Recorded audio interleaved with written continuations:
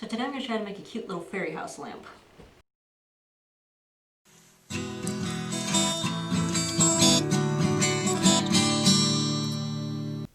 So start by getting yourself a lamp base, and then you'll need a fairy door. You can either use a pre-made one or you can make one like I did here. The tutorial link should be popping up.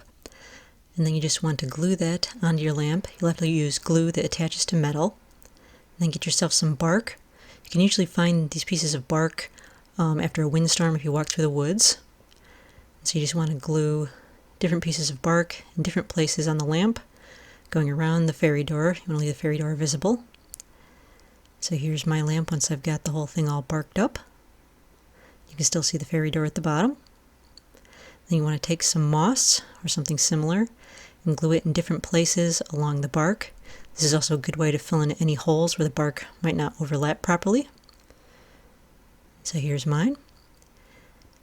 And then get yourself a lampshade, preferably white. And then just take some of those sticky name tag labels, and you want to cut circles out of those. You could also use duct tape or any kind of large pieces of tape to cut your circles out of. And you'll just pop the circles on in different places on the lamp. Those are going to act as a mask for the paint. Then I also took some masking tape and I went over the wires at the top and around the braid on the top and bottom of the lamp to ensure that that stayed white.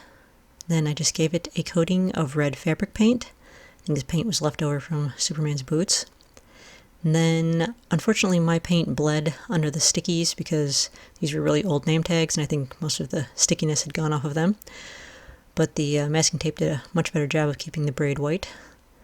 So then I filled in the circles with some white fabric paint just to fix them, but the masking tape kept the braids nice and white. And so then that just gets popped onto the top of the lamp. You get yourself a nice little fairy house. You can add in some ceramic fairies to make it look homey.